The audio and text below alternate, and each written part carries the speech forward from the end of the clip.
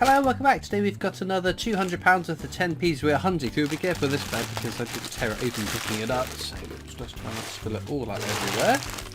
We're looking for those elusive alphabet 10p's to fill the books. Ideally we want some 2019 ones. We haven't completed a 2019 book yet, but we're only 6 away. We've got A, C, D, E, F, G, H, I, J, K, L and M, N, O, P, R, T, U, V and X. So you never know, today could be the day we add one of the 6 we're missing to the book. But the 2019 ones are so low minted, so hard to find and rare. We started our third 2018 book, which we've not made a huge amount of progress in. We've got I, we've got M, we've got X, so plenty to fill. So the bonus is if we find a 2018, chances are it'll be a new one for the book. But 2019 is the real ones we really want to get, but wouldn't mind finding some foreign coins, territory coins, Guernsey, Jersey, Gibraltar, those kind of things. So let's get into these bags, see what we find. Okay then, whilst the coin hunt is ongoing, I'm going to be replying to recent comments left on my YouTube videos. If you get a random love and thumbs up from me on one of your comments and no reply, that's because it's gone into my question bank for a future 10p Q&A video. So we're going to start with Salish Sequest says, I knew immediately it was an Agatha Christie and was yelling at the screen. I have 2 in my collection and was so pleased that you found it for your hunt. Brilliant find. So that's in regards to the Agatha Christie £2 coin I found week before last, I think it was. One of the best finds of this year, if not the best find maybe. I can't think of anything else that sort of tops an NIFC commemorative £2 coin. But yes, I didn't get the by age inscription.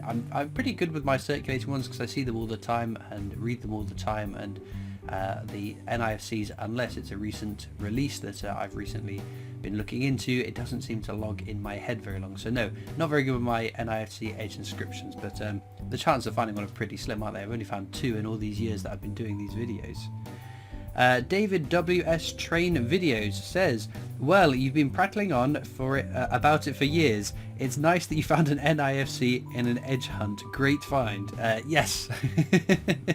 I'm still pretty shocked. So the £2 coins hunts, in most of them, but if I don't forget, I do an edge hunt, because you can read the edge inscription on a £2 coin and work out what the coin is from that. And I've always said I'd love to find an NIFC or a foreign territory £2 coin with an edge inscription I don't recognise to really stump me, because then that'd be really exciting. What is it? What is it? What is it? And that's exactly what happened with the Agatha Christie £2 coin. So there's only the second commemorative NIFC £2 coin that I've ever found, and I did manage to find it in an edge hunt, which is pretty cool.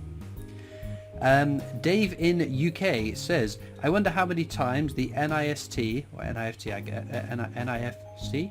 has been through tills and hands before getting to you. Wow, great find. I have thought exactly the same thing. How long has that Agatha Christie been out in circulation? How many times have people spent it, received it in change and not thought anything of it, and then just carried on? But more importantly, how did they get into circulation? What was the cause of that?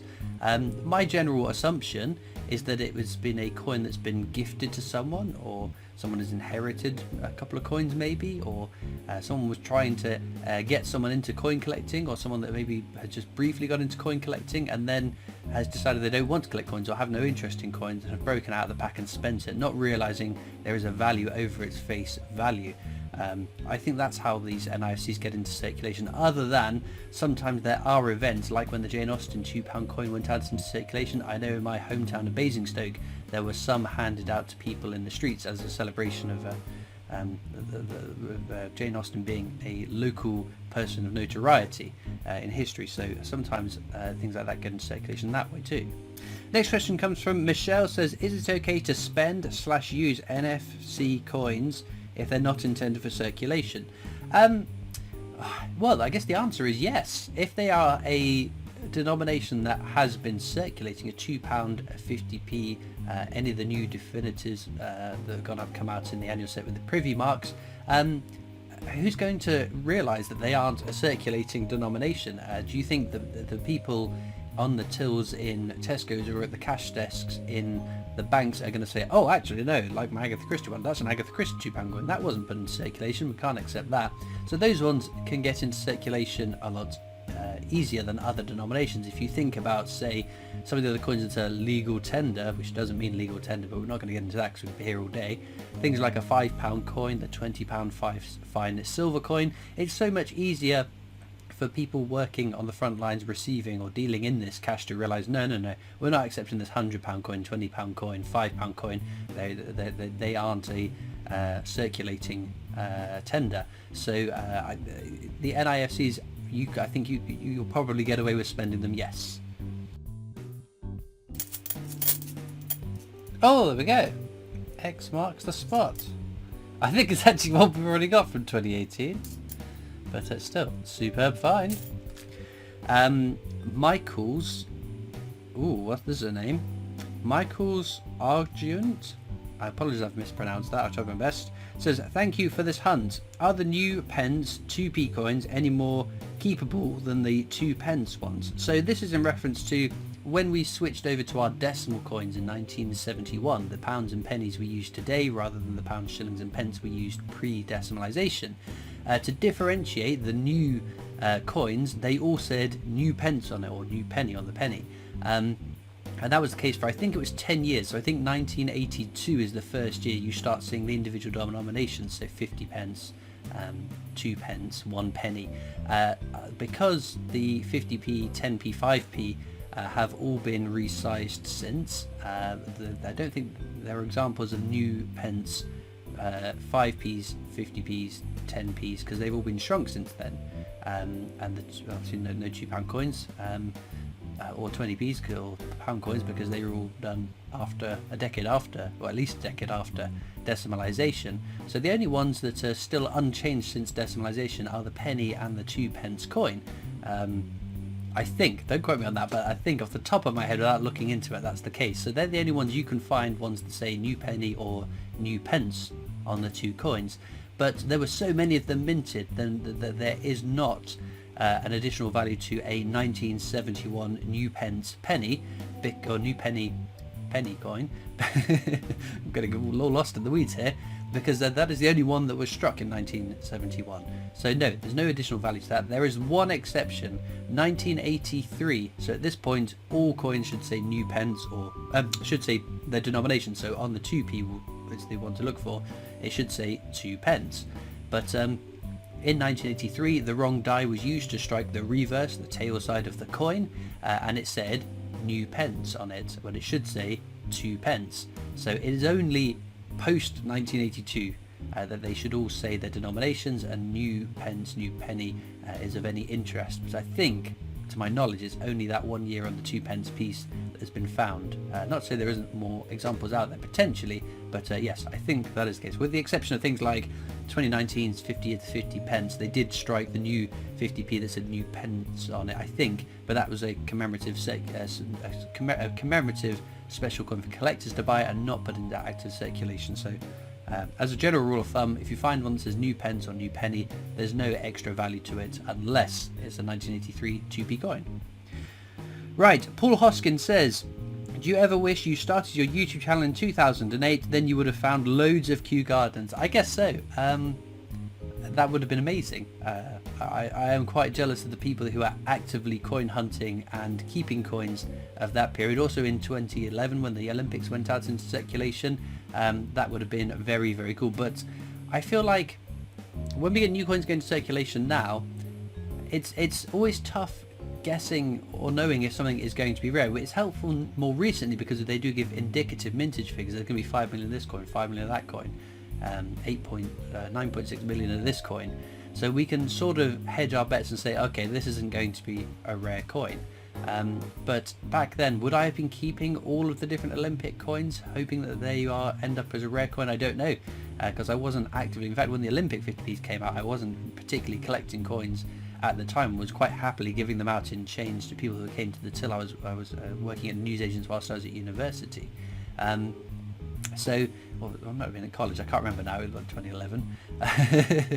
But yeah, so it would have been great because I could have had loads of those older coins. But there we go. Oh, there we go. Eye for ice cream. 2018. Ooh, 2-in-1 hunt. Very, very cool. Evil Apted says, will you ever get a coin such as your fried egg era £2 coin graded?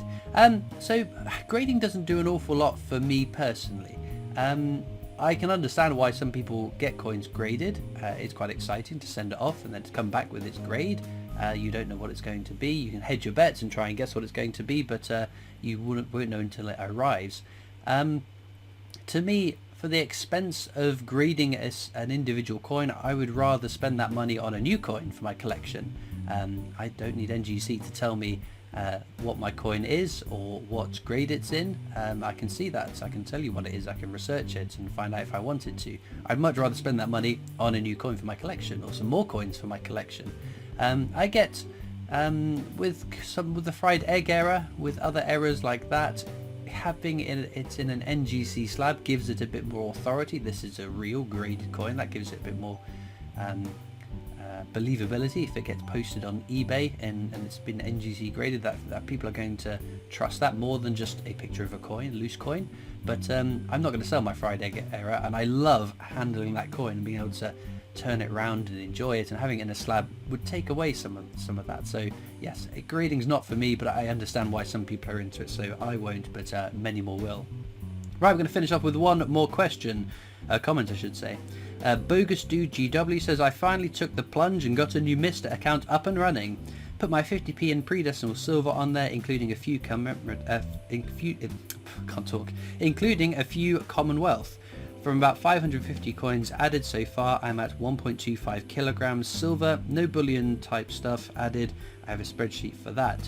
Still got £2 non-silver pre-decimal and a few world coins to add. I also use the Schultz album, the same as you do. Doubles go into tubes, but also have several of the binder types with holding case, which I use for my collection. Collection of Coffer Sports football badges. Well, there we go. Yes, Numista is great fun, and it's quite fun being able to add new coins into your collection and then seeing that map of the world changing colour and the intensity of some of the colours in terms of what your most populous country is, but then also slowly filling up that map with colour, going from that grey blank map to a map of the world full of different colour as your collection grows and expands over it. But it's also quite fun just to browse on Numista, looking at some of these cool coins. The amount of times I've seen a coin going, wow, that's really nice, I'd like one of those, and then had to do some research to try and bring it up and find it. But I'd highly recommend Numista. I always do. It's free to use. I'm not sponsored or incentivized to send you over there. I use it every week. The details on my world coin hunts, which will be up tomorrow. It's an invaluable tool, free to use. I again couldn't speak more positively of Numista. With that being said though, let's get back to the coins. So there we go, our finds for today. Unbelievably, we got two Alphabet 10p's, X and I, both from 2018, and of the three we've already got, both of those are duplicates, so neither of them going into the book unfortunately, but I is one of my favourite designs, so it's a very cool one to come across. We've got two from Jersey, 1992 and 2014, so spread of dates, and then United Arab Emirates, I think it's one Phil if memory serves. I always get the denomination wrong, but I think it is Phil, so that's pretty cool. Guernsey Tomatoes, 1992, and then this one I pulled out, which I thought was quite interesting, just because there's a lot of the detail here missing, and it's not through wear. It's I think they call it a filled die or a greasy die, so there's something on the die which is hidden away some of the detail, which then hasn't transferred to the coin, because otherwise it's in an immaculate condition. But not an exceedingly valuable error, but an error nonetheless, which I think is quite cool. So we'll be going into my oddities box, but a whole plethora of different finds, which is quite exciting. Even if there's nothing new for the book, two Alphabet 10p's is a pretty stonking result. But let me know in the comments what your favourite coin from today's video is. If you found an Alphabet 10p this week, then I want to know what letter you found and where you found it. And all it leads me to know, there's also links, sorry I forgot about my links in the description to all sorts of wonderful things that I've totally forgotten what I normally say. Oh yeah, Discord. There's a link to my Discord server for coin collectors, links to my other social media channels, the PO box address if you want to write into me, and of course a link to the Britannia Coin Company, the company I work for as my day-to-day job, so please do go check that YouTube channel out as well. Now all that leaves me to do, now I've gone through all my links and doodles and whatnot, is thank you so much for watching. I hope you've enjoyed, and I'll see you next time for more coins. Bye.